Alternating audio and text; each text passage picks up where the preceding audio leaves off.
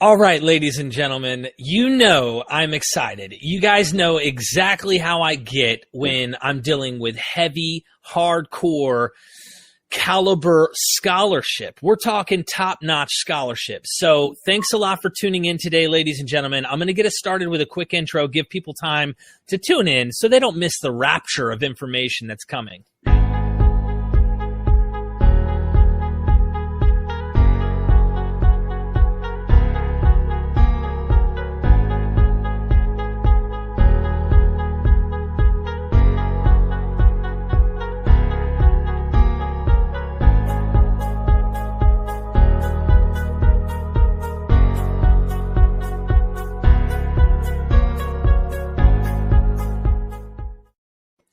You guys know I've talked about Yahweh being a storm god fighting Leviathan. Did you know that I also fought Leviathan? Here is a first-hand account.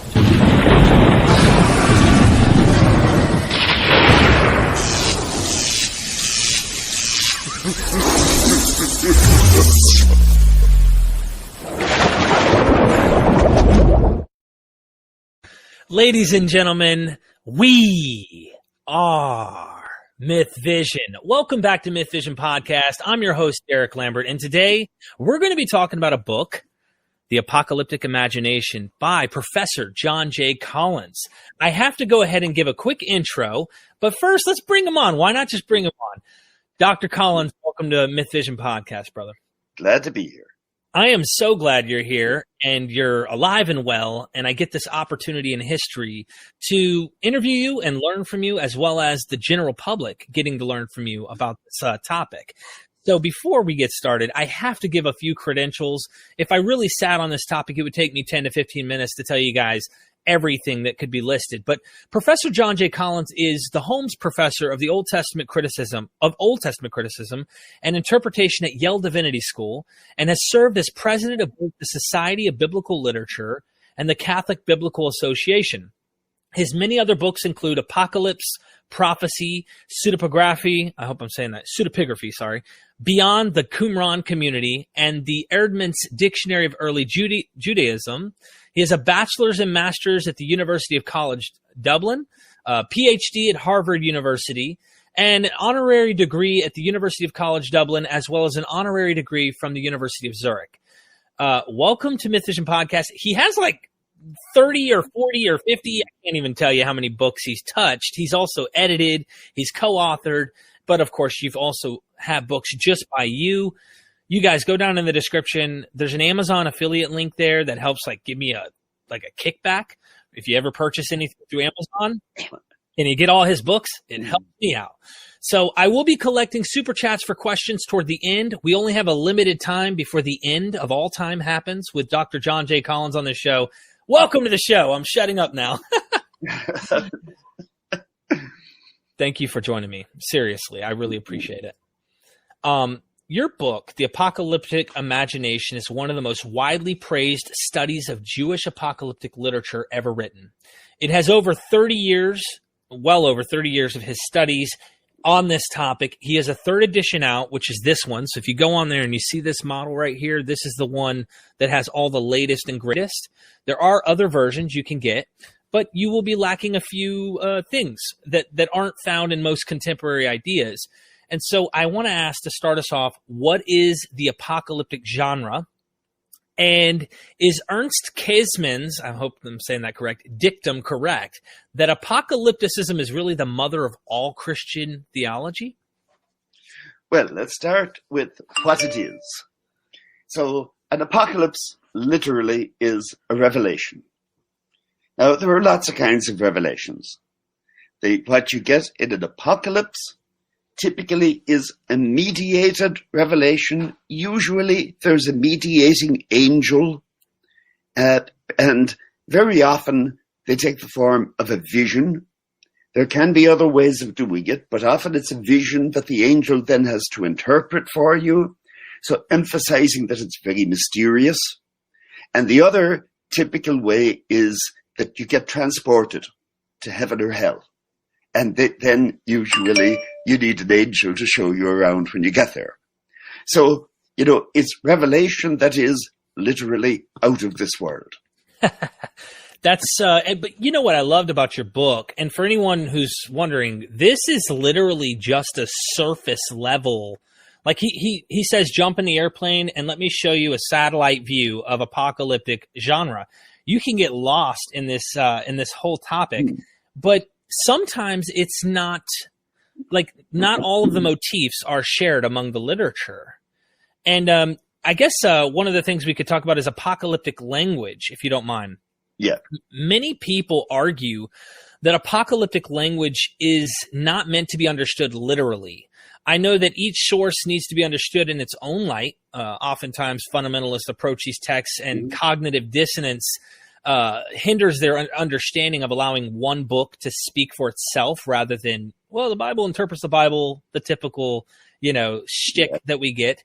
However, in the apocalyptic language that we hear, can you give us some examples maybe of cosmological ending ideas in the literature? So like there's groups that want to say the end that was expected by Christianity was not literally an end.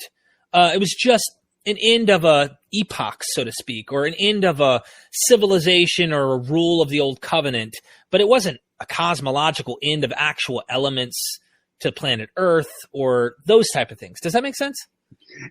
Yes. Now, you see, there is a lot of symbolic language. Okay, take an example. The example people are most likely to be familiar with is the book of Revelation. Now, you have a dragon falling from heaven. You have beasts coming up out of the sea. And, obviously, this is all symbolic. Now, some of it can be decoded and refer to things that we know happened. That's more obvious, I think, in the book of Daniel, where there is the series of kingdoms represented as beasts coming up out of the sea and so forth. And then, it switches into the vision of the future. Now, there's still a good deal of symbolism in that. You have the destruction, say, of the whore of Babylon. Now, the whore of Babylon, stands for Rome, but it's also symbolic. And it's the thing about the symbolic language is you can reuse it.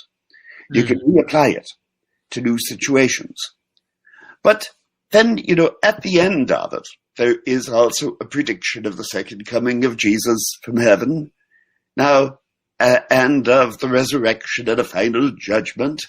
And now, while there's a lot of symbolism in that too, I think they also expected that actually would happen. So it didn't happen?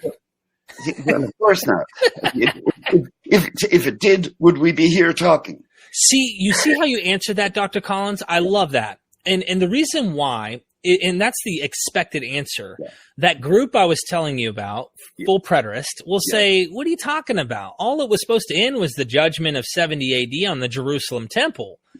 Haven't you read the Gospels, they'll say? But with your reading, what I find fascinating, to kind of give you something to bounce off here, you brought up the book of Revelation, which is kind of the foundation where the genre is kind of based off of. It has such an impact historically that scholarship has said, look, if something looks similar to this, let's look at some literature that has similarities to this genre. And that's what your book shows. Yeah. You bring up books I would have never even known the name to if it weren't for this book. There's just Dead Sea Scroll stuff. Also, by the way, I want to tell everybody, go on Audible. He only has one book right now on Audible, but you really got to go check it out. It's the Dead Sea Scroll book that takes you through, was the Qumran sect an Essene sect? Can you really say with absolute certainty that they were Essene? I mean, there's really ambiguity going on, and it's not that simple. So I just want to mention that. But this idea that, well, we're still here, that means that there was supposed to be an actual end to human civilization. Was that what was expected? And how do we know that that was what was expected? Well, when people say something repeatedly, I think you've got to accept that they mean it. And the burden of proof is on somebody who wants to say they didn't mean it. Now, I mean, you can still interpret it symbolically because you can say that whatever they meant by it, it didn't actually happen that way. And you can find other ways to use the language. But that's our adaptation of it. So, there are different ways of reading texts. Now, if you're concerned about what the authors meant, that's one thing. If you're not concerned about what the authors meant and just how you can use this language for your own purposes, well, that's another game. I tend to play the first one more. that is really good. Are meant to be acts of communication, and it is somebody trying to tell us something. Wow. And I think, you have, as you mentioned, there's a whole library of books from around the time of Christ till a couple of hundred years before and a couple of hundred years afterwards that are full of this expectation of a final blow-up, a final judgment. They weren't all talking about the same thing, though, or were they? Well, broadly speaking, they were. But it's typical of this language that you can go over the same thing in different terms. So if you think of the book of Daniel, in Daniel's great vision in chapter 7, 4 great beasts were coming up out of the sea. Okay, and then one like a son of man comes on the clouds of heaven. And then the beasts are thrown into the fire and so forth. That's one way. Then you go on to the next chapter, he has another vision, and it involves a ram and a he-goat charging. And then in this case, the goat grows a little horn. Now, in a way, they're talking about the same thing. In both cases, they're talking about the rise of the Greek Empire, but you can do it differently, and you can, bring changes on it. And then later on in the book, again, you get a much plainer prediction. He doesn't name names, but it's easy enough to identify them, of things that happened after Alexander the Great, down to the persecution of the Jews by Antiochus Epiphanes in the 2nd century. So these are all going over the same ground, more or less, with putting them in different terms. It's more like poetry. It's more like saying you express it one way and then you express it another way. You're not trying to get one unique way of expressing it.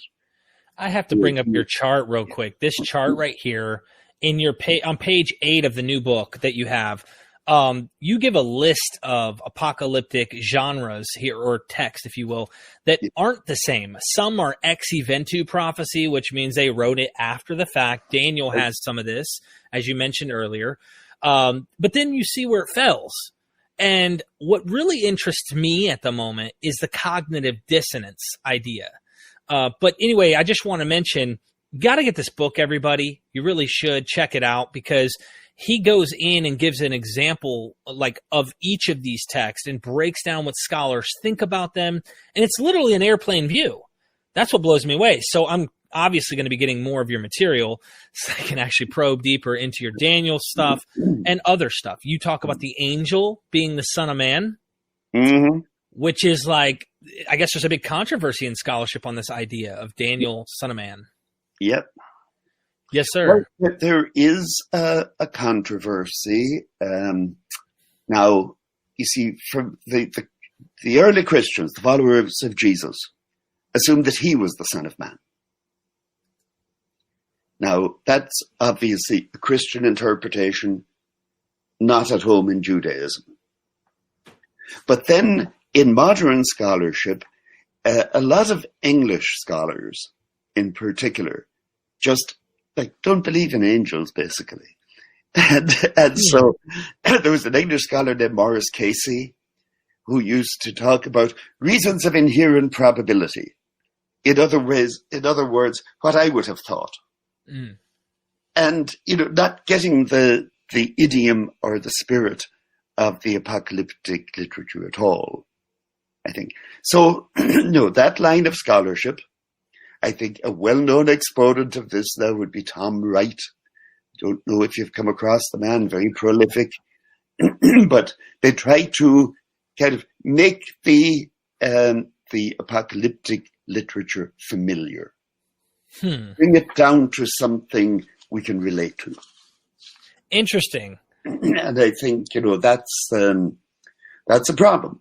Now, I think also, though, that was more understandable. You mentioned there are a lot of texts out there that you may never get heard of. Yes. Well, nobody had heard of them, you might say, until the late 19th century. The big turning point in the modern rediscovery of this literature was when a Scottish traveller named James Bruce went to Ethiopia and brought back, the number is disputed, but probably 4 copies of the Book of Enoch, that we now call First Enoch. And one of those copies was translated into English in 1819, and it actually did have, it stirred up some interest, but it was in a fairly narrow circle of people who knew strange things. But then later on in the 19th century, travelers in various places began to find more of these manuscripts that actually seemed to come from New Testament times or thereabouts.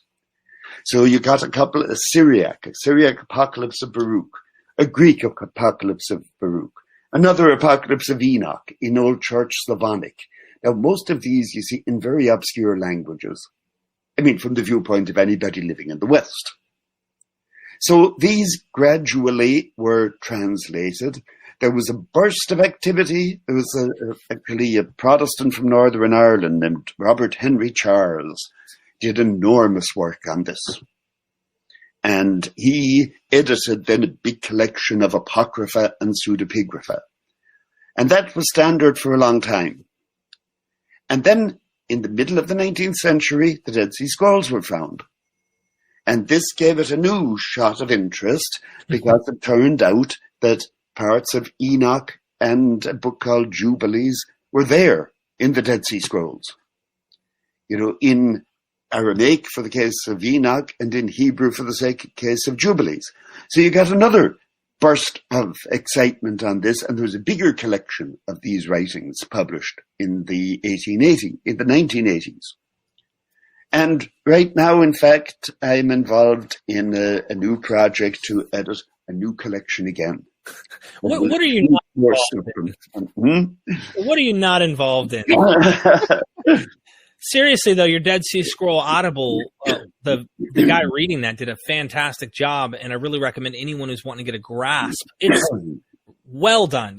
Guys, he gets into John M. Allegra. He talks about it all, really. I haven't heard it, but what kind of an accent does he have? I think he just has a regular, like an English accent. I'm not certain, but it sounded good. It didn't.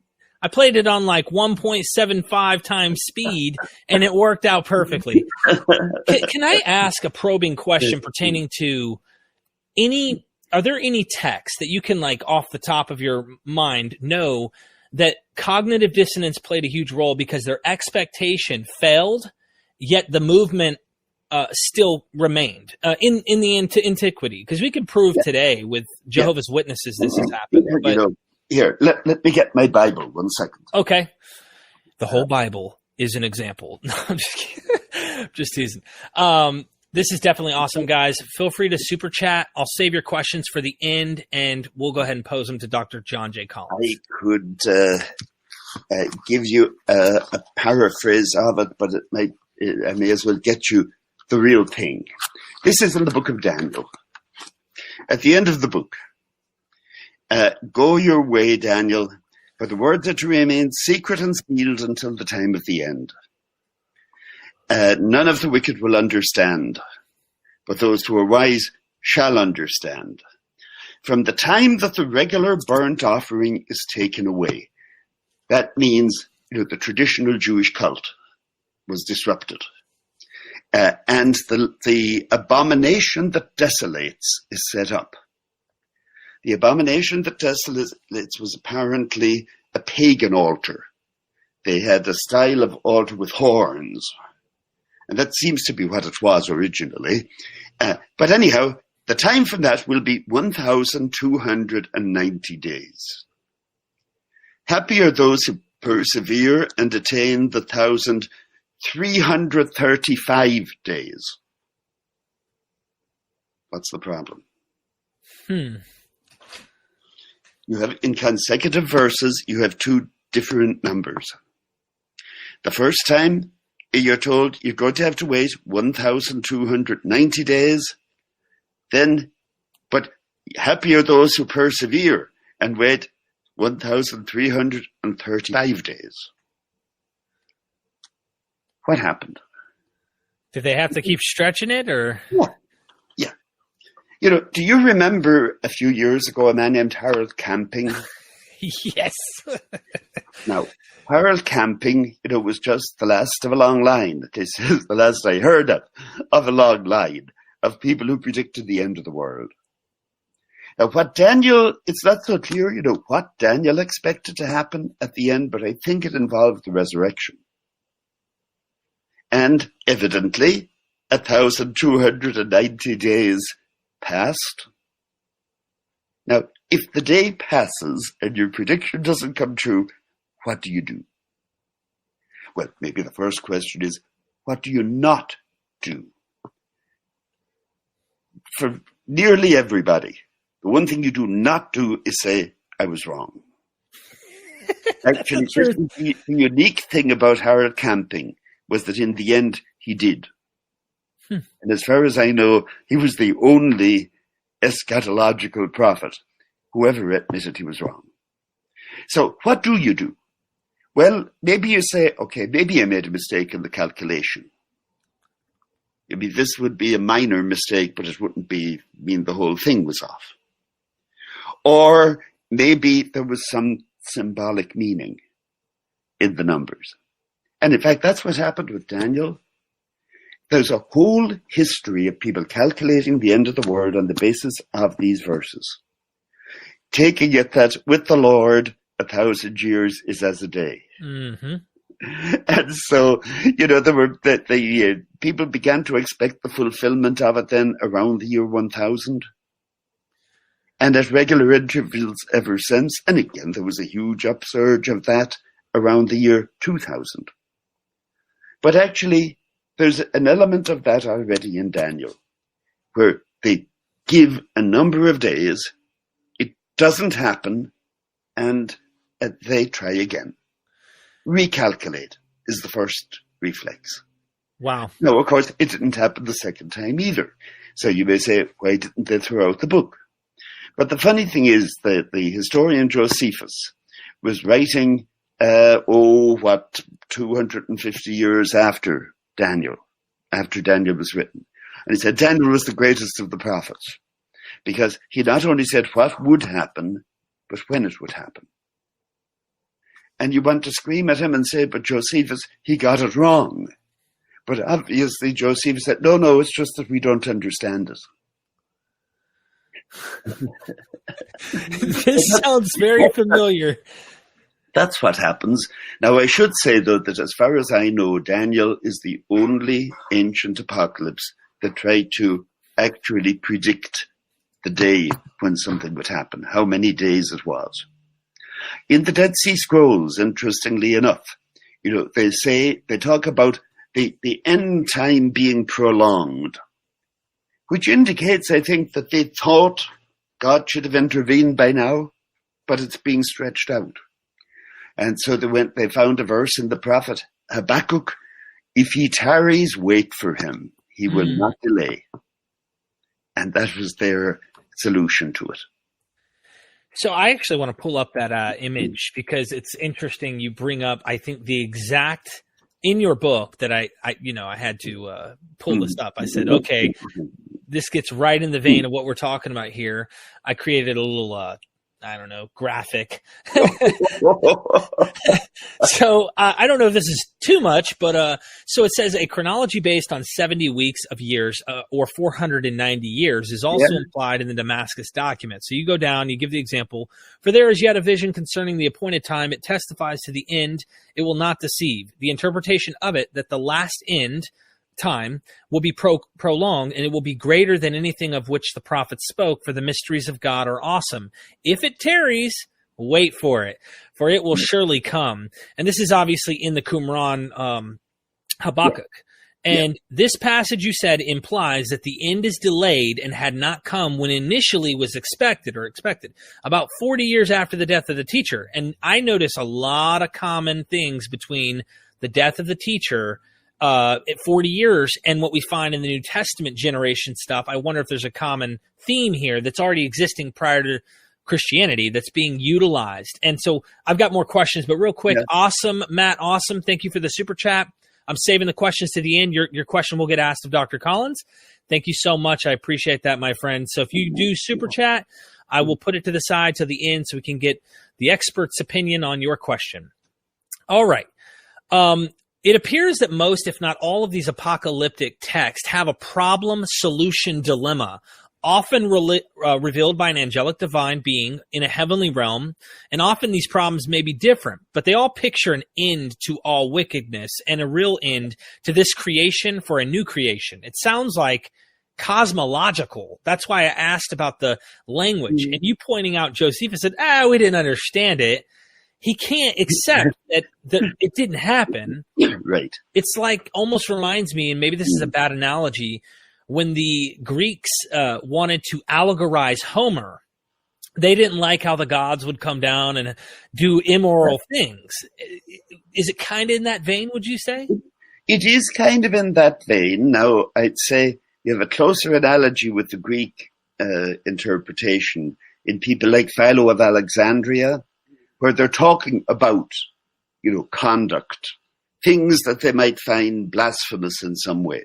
Things that seem to suggest that God had a body. Say, that can't be, so it must mean something else. Now, there's a whole phase of interpretation for a few hundred years when that was in vogue, when that was regarded as a perfectly acceptable way to read a text. Now, I think there's an analogy with this, all right. But, they don't usually allegorize everything in this. I think in antiquity, at least, pretty much everybody thought that end that was coming was real. And what that means is an actual end and a potential start of a new thing. And it was going to, beyond their control, God was going to intervene into history in some way. Yeah.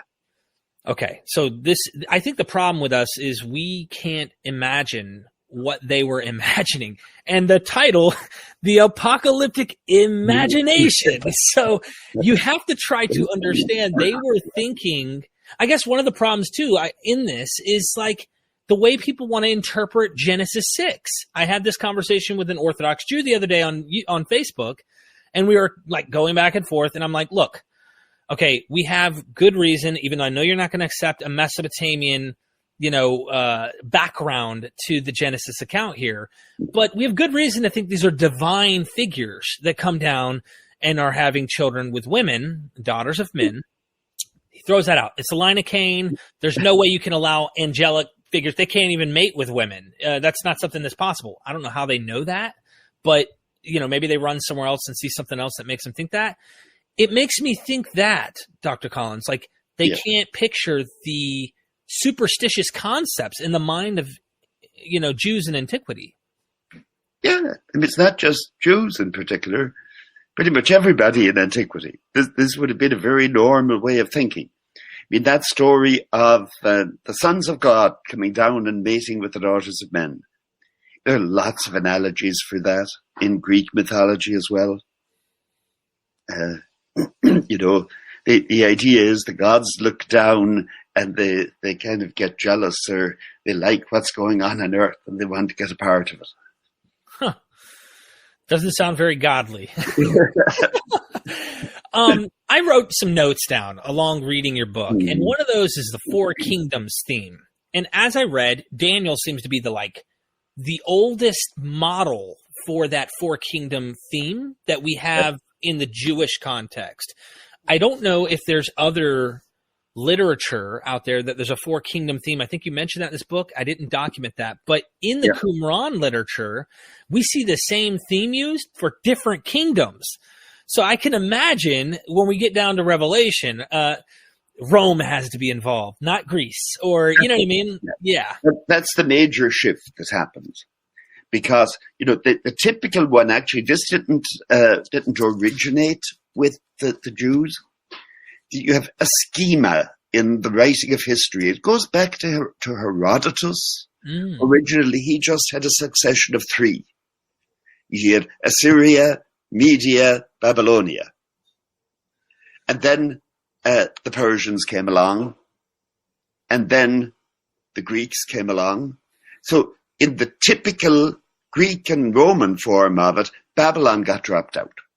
It was Assyria, Media, Persia, and Greece. Then when Rome comes along, what they do is they combine the Medes and the Persians. They collapse them into one. It's like it didn't happen, so we got to keep making the next kingdom the kingdom in which it's going to happen. That's right. Yeah. Wow. There is another Jewish text that has it, the fourth Sibylline Oracle. Sibylline Oracle is great stuff, by the way. But the fourth Sibylline Oracle has Assyria as the first one, which is interesting. So it wasn't copying from Daniel. And it has, 4, and the fourth there seems to be the Greek. And then they kind of add on Rome as a fifth. So a divine afterthought, if you like. Icing on the cake. Yeah. So as I was reading, you were talking about sectarians, and not all of the texts that are found in the Qumran are sectarian in nature, which makes us scratch our head and, say, were these really Essenes? Was all this literature really Essene literature? There's so many great questions to ask, but you mentioned that these sectarians never wrote in Aramaic in the book. There's no clear case of a sectarian text in Aramaic. Just figure there are lots of texts that we don't know who wrote them, but the ones that you can say are definitely sectarian. Now, what do I mean by sectarian? Please. I mean, because there are two rule books found in the Dead Sea Scrolls that describe how you join a separate group. In other words, it's not enough to be Jewish. You have to enter a new covenant, according to the Damascus document, and that's picked up again then in what we call the community rule, Serek HaYachad in Hebrew, and again they start out with a new covenantal ceremony. So, these were groups who realized that what the rest of the people were doing wasn't good enough. And so you have to join a new community. And they have provisions for that. In the Damascus document, you have to give so many days' wages every month. In the community rule, you give everything. That's what's called a greedy association. It swallows you up. So, those are clearly sectarian. Right. Now, then there is a kind of thing that you get in those sectarian writings where they're usually insisting that our interpretation of the law is different from what other people have, and it's not only better, it's the only way. And they usually then have expectations also of what is going to happen. And what part of what's going to happen, of course, is there will be a new order, and guess who will be top dogs in the new order? They would. We will. You got it. And they never were. And they never were. And that just right there is a huge disappointment. But I feel like when we come at this from a believer, from what we were told by our pastor down the street, like we cannot even begin to realize what you're concluding right there by that statement. So I know that you were once also, I just mentioned this for the broad audience. You were once in the faith, as a young man, like I was, but I was in a different kind of order, so to speak. I was in a Catholic religious order, which was actually in some ways a lot like the Essenes. You had an admission ceremony, you had a profession, you had a novitiate where you were kind of tried out for a year, and then, gradual stages of participation. I got to come see you sometime in person before you retire. We got to do it in person. I've got so many questions. Were the original Christian sectarians until the Gentiles came into the movement. Now, that's a loaded question because we have scholarship that constantly is trying to figure out these Jewish Christians prior to Gentiles. Were they sectarians in your opinion? Well, yes. I mean, when you had Jewish people who thought Jesus of Nazareth was the Messiah and then started holding their own assemblies, by doing that, they constituted themselves as a special group within Judaism. And now there's a raging debate about that. How long was it before they really broke with Judaism? You know, I may be old-fashioned on this. It seems to me that already in the writings of Paul, now Paul, I think, would have said he was a Jew and would have denied that he was not a Jew. But you can already see in the writings of Paul that you have Christian assemblies. And, you know, that you have a group of people here who believe things that other Jews do not. And therefore, you know, have a different interpretation of the law and everything else that follows from that. Now, when the Gentiles come in, you see, then the balance shifts. And then after, again, people will debate this as to how long, but I think after a couple of generations anyway, they no longer thought of themselves as being Jewish. I think maybe in Paul's time they still did. They thought that they were being grafted onto Israel, so to speak. So to make one statement, because we could really do a show on Paul one day. What are your ideas on Paul within Judaism real quick before we go in, because we're going to move on. I mean, well, you know, Paul within Judaism is a catchphrase, and I presume this is what you mean by it. I have good friends who are enthusiastic members of this who want to say that Paul never wanted to break with Judaism at all. And there's some of them, now maybe not all of them, would say that Paul thought there were two ways. There's one way for Jews and another way for Christians. And I think that's dead wrong. I think Paul thought there was only one way.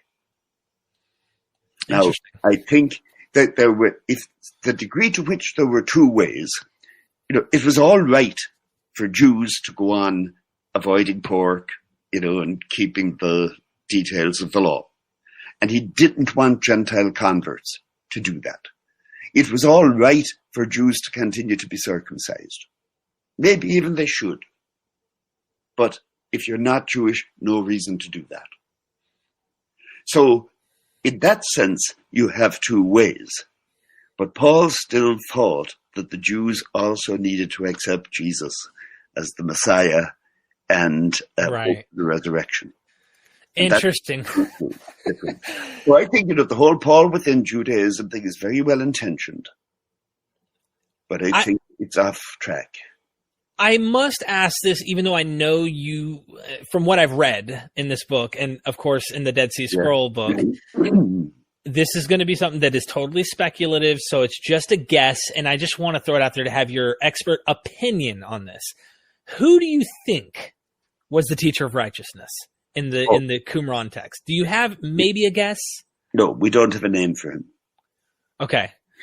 You know, I had a former colleague, Michael Wise, we were together at the University of Chicago, who thought he was Judah the Essene. But, you know, I mean, that's just sticking a name on him. It's no good reason for it. For some reason or other, they didn't give us his actual name. And this is one of the puzzles in the Dead Sea Scrolls, is the avoidance of specific historical information. It could have cleared up a lot. Now, I think he was obviously a teacher. They say he was a priest. He did had some interest in prophecy. How much? Now, actually, I'm going to be giving a paper on this in an online conference based in South Africa in May. But I think, you know, you can see his main thing was he had a different interpretation of the law from other people. And I think he lived probably, I think he probably died somewhere around 75 BC. And, so he may have been active back before 100, but wow. I think that's more or less when he died. And then, the commentary on Habakkuk is written about 40 years later, when they thought things ought to be happening now, but no, the end was being extended. They kept going. I love that response, by the way. So he died around Alexander Jannaeus' time. Exactly. Interesting. Yeah. Interesting. So Zoroastrianism, I have to, and I'm saying that like I'm trying to say it out loud. Zoroastrianism, two-spirit dualism influenced one Enoch, Jubilees, and other Jewish writings found at Qumran. I've heard you say it on videos because I've been watching you on YouTube on other channels. I've been reading your works that, we have late dates for Zoroastrian literature, but we also had the same thing for what you were describing earlier on Enochian literature. Then the Dead Sea Scrolls show up, and here we have old antiquity text. So you believe that Zoroastrianism, Persian influence, is a serious thing to consider in Judaism, or at least in yeah. The clearest example of it, to my mind, is the two spirits in the community rule at Qumran, and to a degree in the War Scroll. The idea that when God created humanity, he gave them two spirits in which to walk. Now, what they have isn't what you would find in any Zoroastrian text, but it certainly is like it, and there is no precedent for it in Judaism. And of course, they had direct contact with the Persians for a long time. So I don't think it's a great problem as to how they would have heard of it. Also, I think Jerusalem in the 2nd century BC was a much more cosmopolitan place than people give it credit for being. That they were exposed to Greek ideas and Persian ideas, and they weren't nearly as obsessed with avoiding them as some modern scholars have been. Only the sectarian type of sects on the outskirts, so to speak, were probably heavily influenced by these... You see, they may have been influenced by them to begin with, but I think then when they separated, they were more likely to turn in on themselves and just stick with the Jewish scriptures. Interesting. But I think in the middle of the... you had this so-called Hellenistic reform in Jerusalem before Antiochus Epiphanes came in and the things that led to the Maccabean revolt.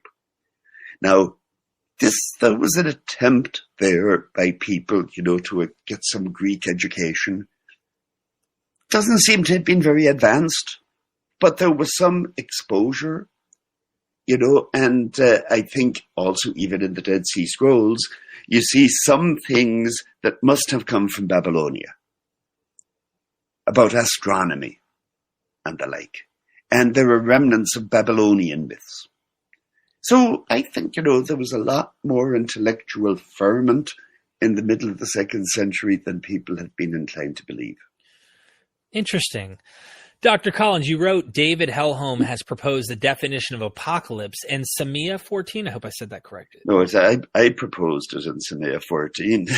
Okay. And he says, pretty much he David says... Hellholm may have proposed a modification of it. Okay. He says I guess you'd say the definition for the apocalypse, or you said, I suspect, intended for a group in crisis. That was his emendation. Okay.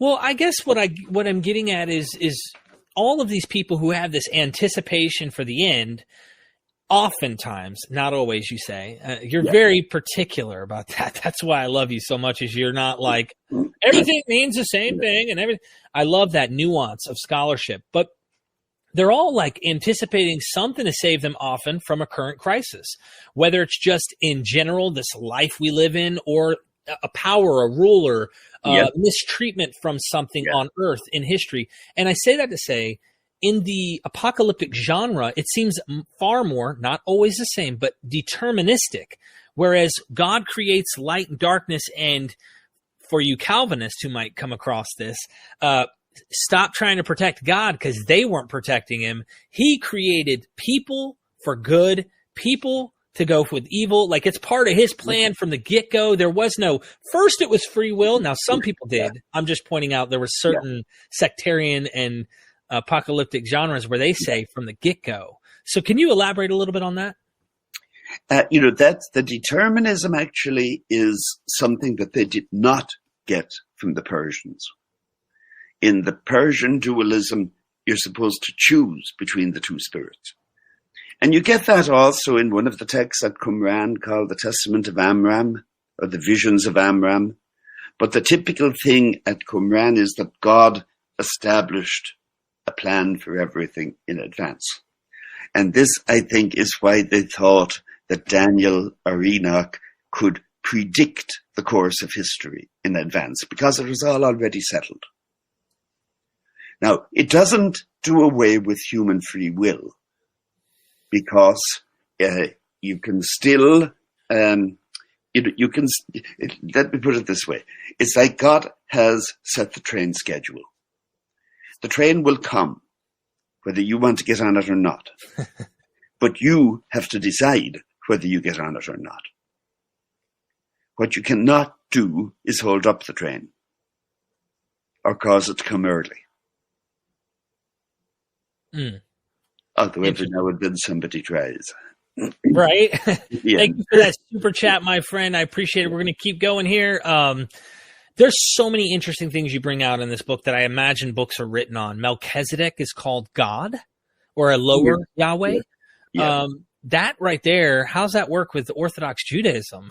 Well, you see, God, the word for God is Elohim. Right. But that word is also used for what we call angels. Now, one of the reasons we call them angels is so that it won't seem to conflict with monotheism. Mm-hmm. But monotheism isn't an accurate term for what you had in Old Testament times, at least. I think in the Hellenistic period, you do begin to get monotheism. But even in the Dead Sea Scrolls, they talk about Elohim, gods in the plural. And because in all of the Hebrew Bible, God is never up there alone. That God always has a heavenly court. He is the Lord of hosts. So you always have, superhuman beings, spiritual beings. Now, these could be called gods. It doesn't mean that they're God with a capital G. It doesn't mean that they're the most powerful God or the creator, but they're gods. They're not human. The difference is they don't die. Interesting. There's there's rationalists. They don't label themselves, but modern guys that I talk to, they want to make like angels always mean a human messenger, a divine human messenger, or they want to make angels always mean like a high priest. They never allow that idea of the supernatural to penetrate their thinking. So thank you for answering that. You see, they're trying to reduce the biblical world to something that they can accept. Yeah, because they could never think that crazy or that, imaginative. Yeah, I hear you. Two messiahs or one Messiah. You mentioned this throughout the literature. You want to talk about Israel and Aaron? Yeah, I mean, normally speaking, if you get a reference to the Messiah or God's Messiah, it means the person who will restore the Davidic line. But what the word Messiah means is anointed. And what anointed means is not so much whether somebody actually poured oil on him as that God designated him for something. Mm-hmm. So you get already in the Hebrew Bible the idea that the high priest is anointed. Now, in the Dead Sea Scrolls, they typically talk about two messiahs, a Messiah of Israel, who is the one who will restore the kingship, and the Messiah of Aaron, who is the one who will restore a proper priesthood. And the Messiah of Aaron is the more important of the two. The Davidic Messiah, or the Messiah of Israel in the Dead Sea Scrolls, is what I would call a blocking back. If you remember the phenomenon in football, I don't think they use them so much anymore. But it used to be, even 30 years ago, that they'd have a fullback who would run in front of the ball carrier to clear things out. Well, that's kind of the job of the Messiah of Israel. Defeat the enemy, restore the kingdom and make sure that there is plenty for the cult. Sounds like the New Testament was doing the reverse. It doesn't make any sense, but it's like, first we're going to send the priestly Messiah, so to speak. Oh, he got killed. Now, let's see, is the Davidic one supposed to show up to clean up the mess? I mean, sounds like that, I'm not saying that's what it is. I'm just being kind of funny because they definitely didn't expect that, What is realized eschatology? There's a group of people I talk to. Yeah. I think everything's fulfilled. But there is a actual academic phenomena they call realized eschatology within text. Sometimes it's ex eventu.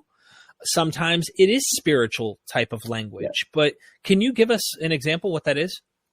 Well, the Gospel of John is a famous example of it. That he who believes in me has already passed from death to life. Now, it seems that they have an idea like that also in the Dead Sea Scrolls, because in their hymns in the Dead Sea Scrolls, they describe themselves as living on the height and mingling with the angels, joining with the angels in their praises and so forth. And they never talk about death, even though there was a cemetery at Qumran with 1,100 graves in it. So it's not that they didn't die, obviously, but death didn't matter. They would just be continuing what they were doing with fewer distractions. Interesting. We see some language like that in Ephesians too, like yeah. Seated in heavenly places already. Exactly. Yeah. Interesting. Why is it the promises of Israel are highly focused on in the Dead Sea Scrolls with only negative eschatological outlook to the Kittim or Gentiles? Kittim. So I guess in my question, I'm going to not even read the way I wrote it, just to give you my emotion to feel where I'm coming from. There's this negative outlook on the Gentiles, the Goyim, the ethne, throughout a lot of this apocalyptic literature. Yes. The Sibylline oracles seem to actually have somewhat of a slant, though. The Sibylline oracles start saying, those Gentiles aren't so bad, actually, after all. Or looking in the New Testament, Paul's actually trying to save these guys. Why are there apocalyptic genres where they are saying, we're going to destroy them with, an iron fist or iron rod? The Gentiles, the evil ones, the wicked, the uncircumcised, screw them. They're horrible. We're going to destroy them. They're the enemies of God. And then all of a sudden, Paul's like, hey, we're going to save these guys. We're going to try and help these same guys that all this other literature is saying, damn them. Well, you see, there is a strand in the prophets also. Isaiah, has passages about the Gentiles coming streaming into Jerusalem. And after the Babylonian exile, there was a fairly sharp division of opinion that you can see if you compare the later chapters of Isaiah with the later chapters of Ezekiel. Ezekiel said, what went wrong, what caused the exile was you let Gentiles in. And the Isaianic books say, in the ideal future, there will be no wall, so that the nations can come streaming in and bring their wealth to Jerusalem.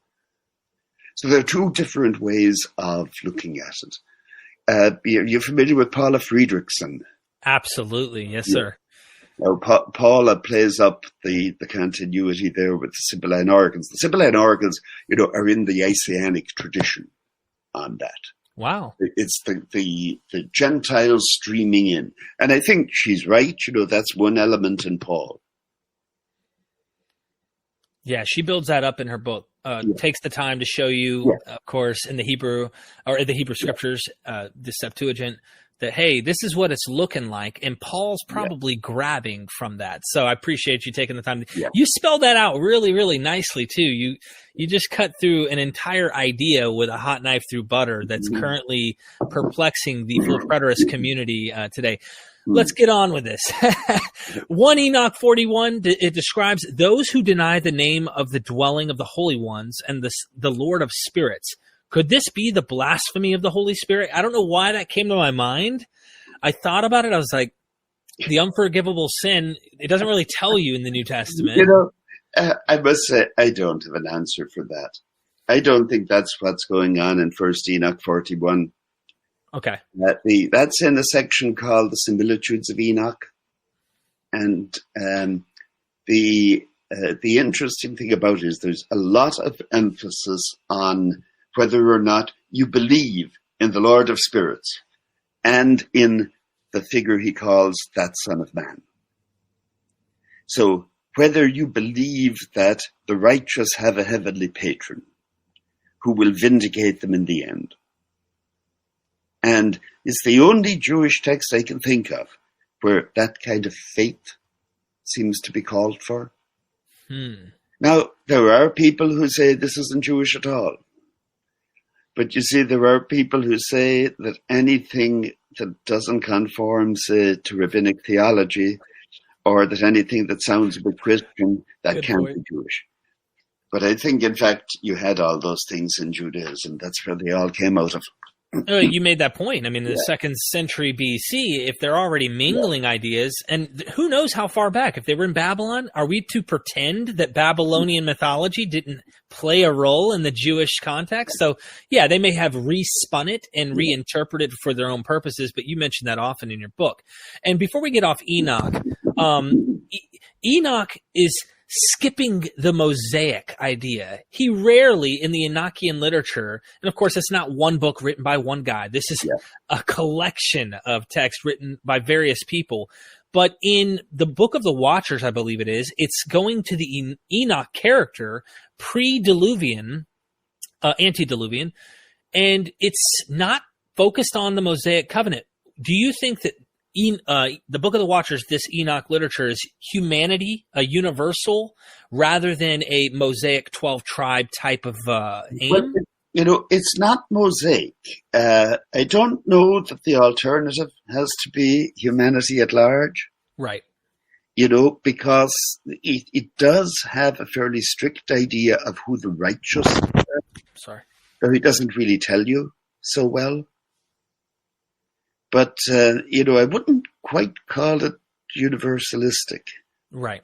There's some in-group there, but it isn't defined by the Mosaic, by the law of Moses. I mean, that's an idea also that you would get a lot of resistance to. Interesting. There are people who say things must always have been the way we think they are. Couple more questions, and then we're going to ask the questions of the audience, the fans who love your work.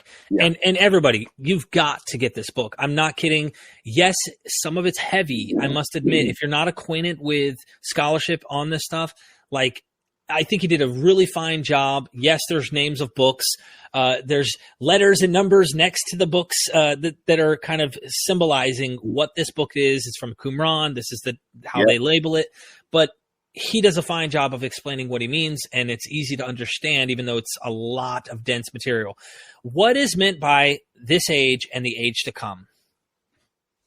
Well, I mean, this age, that's what we're living in.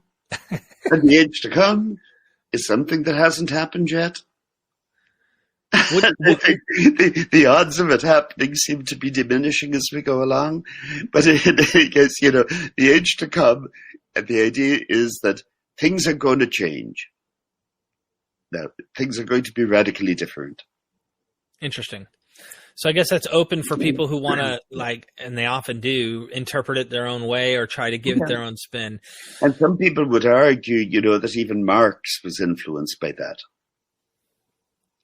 The revolution. He had a different way of getting to it. Interesting. But, the idea of a radical change.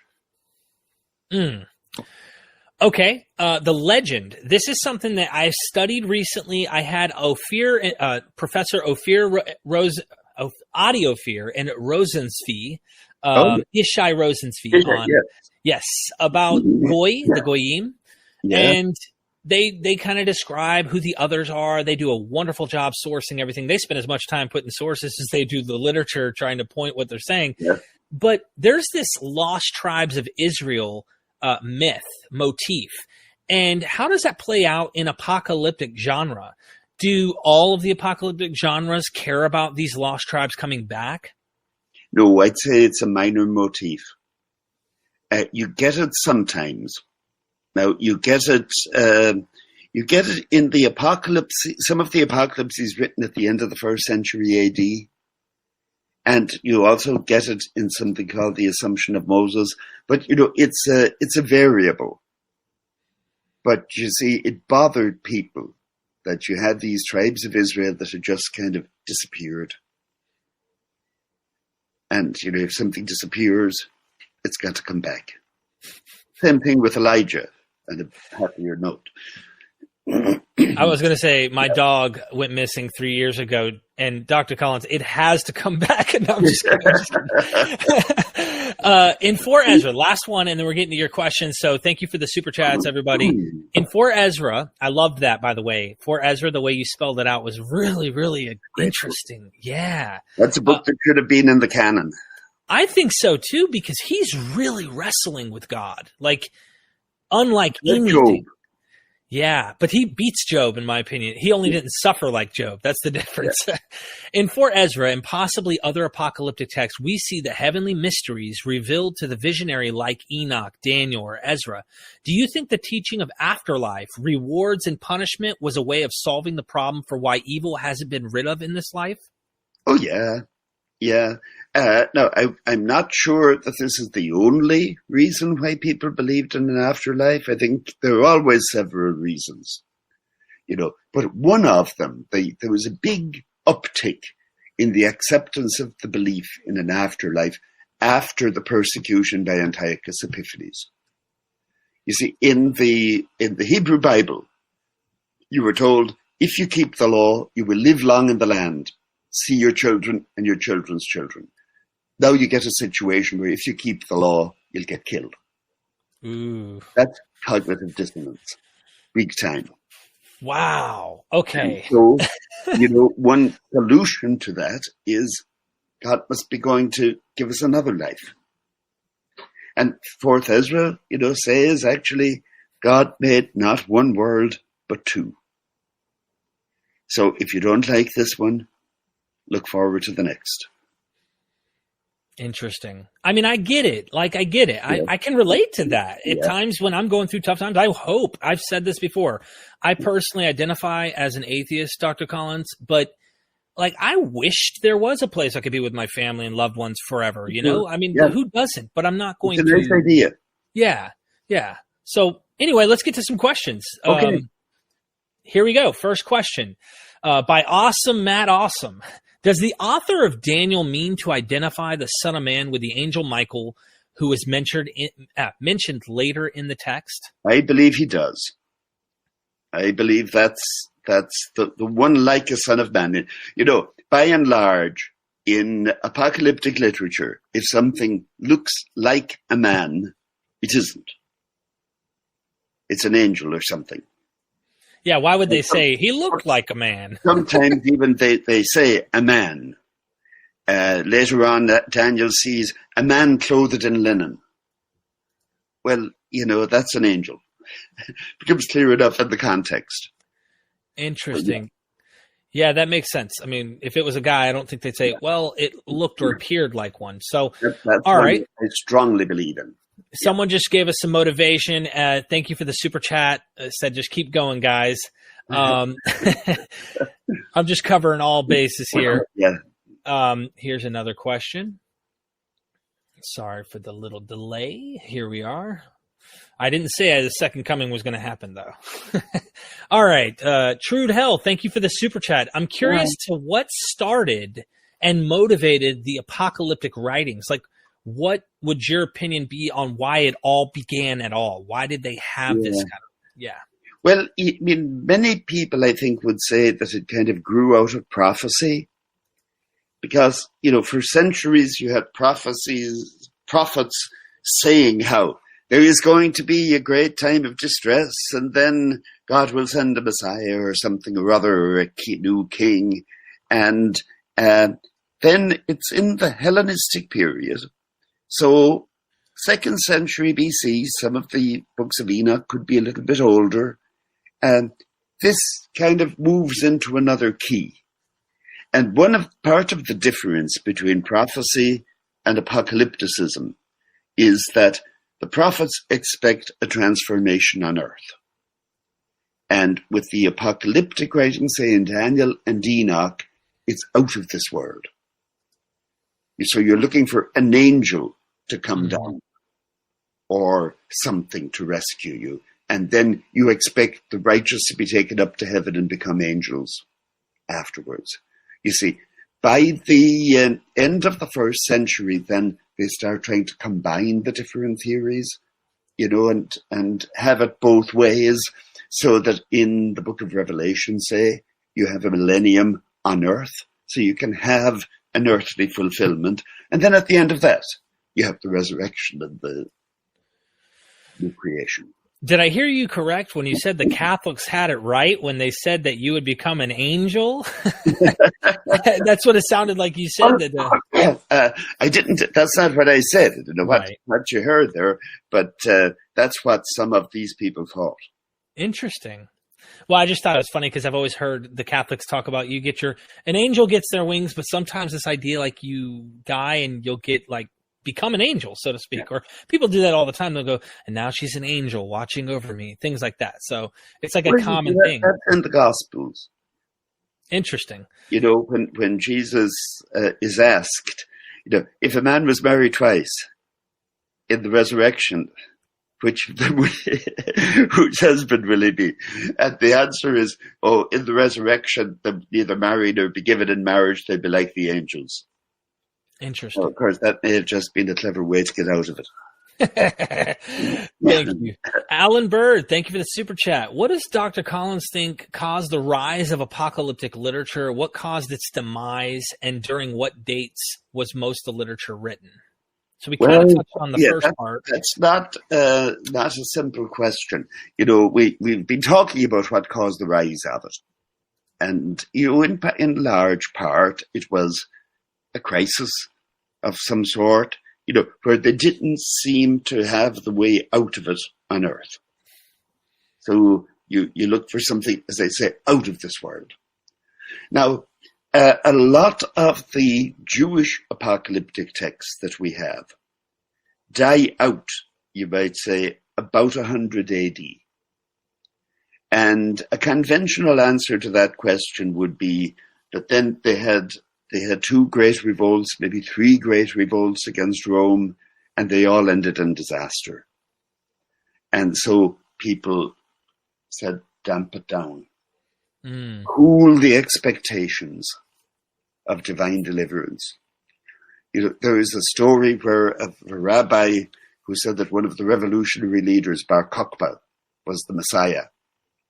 And another rabbi said to him, Akiba, grass will grow out of your cheeks, and he will not have come. Interesting. So, you see, in that case, it is kind of disillusionment. But that's not a fully satisfactory answer, because you still get, and especially in Christianity, you get a lot more of these heavenly journeys, where Paul said, guide somebody through the heavens. This goes on all the way down to Dante's Inferno. Maybe even past the Middle Ages. So that there is a very extensive later apocalyptic literature.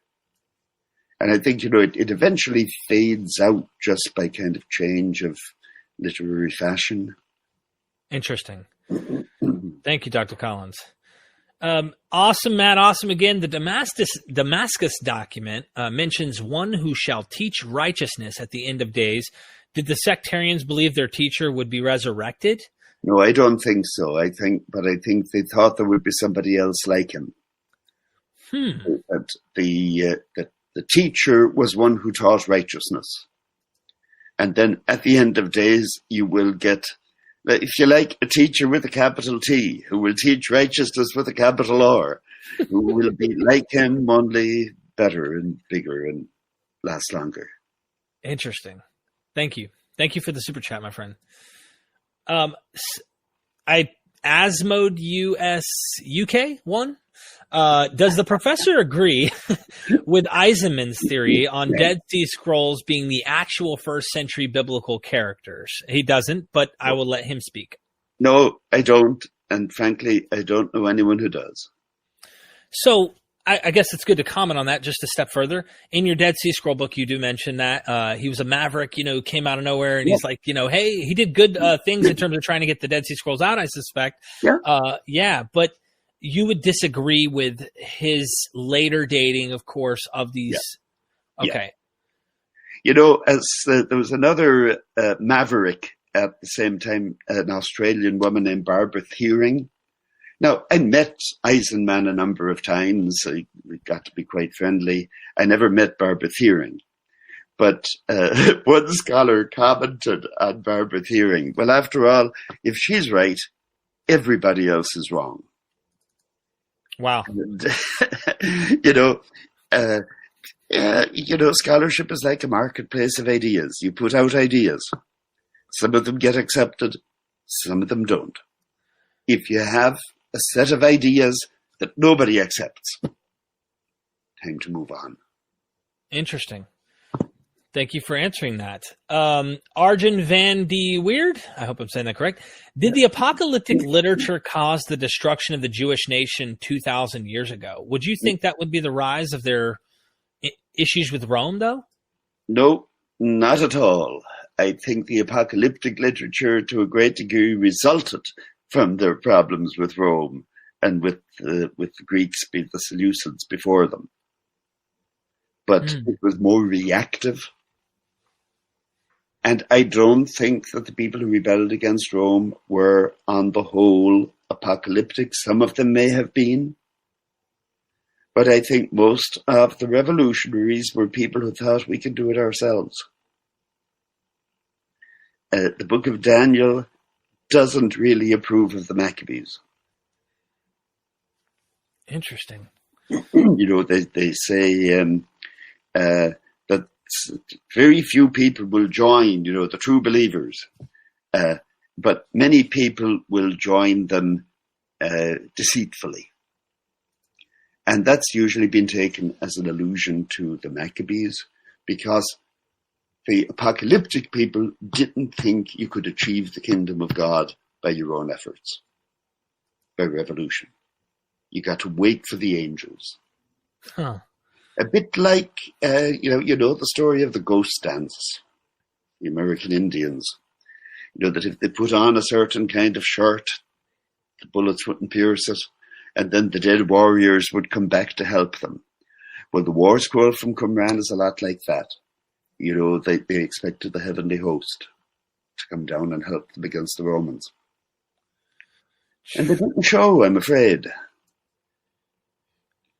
Wow. That was heavy. Alan Bird, I don't know if I missed your super chat, my friend, but if you can write it real quick here. Hold on. He says, okay, you went past it. It was one before the Eisenman question. I think I did ask it, actually. It was about the rise.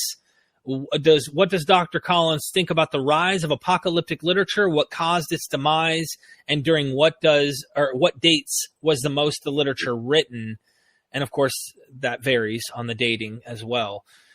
Yeah, I think the documents that I discussed in that book were written roughly between 200 BC and 100 AD. But there were a lot of other apocalypses, mostly Christian, that were written on down into the Middle Ages. Okay. Back about 20 years ago, I was involved in editing an encyclopedia of apocalypticism, published by Continuum at the time. Bernard McGinn was another editor, and a man named Stephen Stein did the modern period. And that covers the whole sweep. So his question, just giving his question, I must have missed it somehow. I apologize, because I am infallible, inerrant, and divine. I don't know how I could have slipped up on this. I'm just kidding. question was, is apocalyptic literature more about vindicating God, a type of theodicy, or was it more about giving a faithful community hope? And I wonder if it's kind of both. I would say it's both. They're two sides of the same coin. I would say probably the primary thing is giving people hope. Because, when you really have lost hope that you can change things on earth, I think that's when this kind of vision is really powerful. Wow. And it does incidentally defend God as well. But I'd say giving people hope is the main thing. I have to ask this. This is the final, on the way out the door. The second coming is about to happen. The end is about to occur. I'm just kidding. But we're going to have to let Professor Collins go because he's got to recover from this long discussion, and he's got a plan for my visit. I'm going to read more of his books, but I'm going to put a GoFundMe together, Dr. Collins, and find a way when everything starts to get better here to come travel and meet you in person and interview you with all my camera gear. Yeah, that's fun.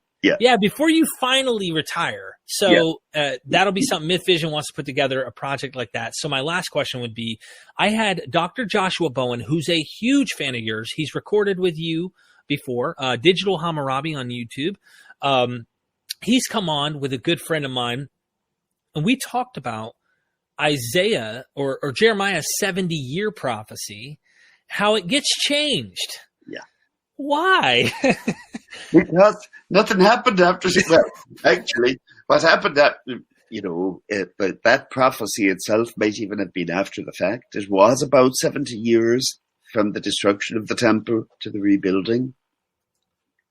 And another theory on that is that they timed it to fulfill the prophecy. But by the time you get down to the 2nd century, people figured that was no good.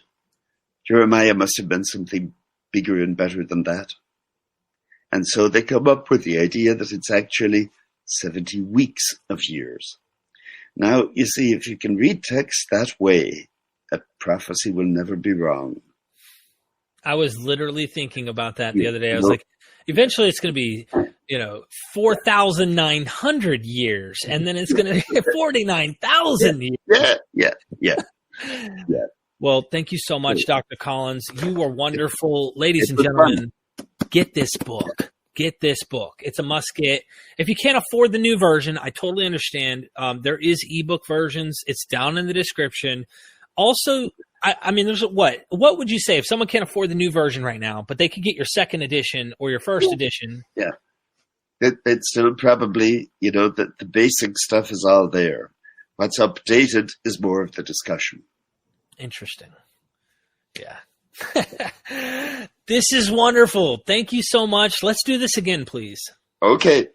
All right. Jesus is leaving, ladies and gentlemen, and he will come back. I promise you that. And never forget, we are Myth Vision.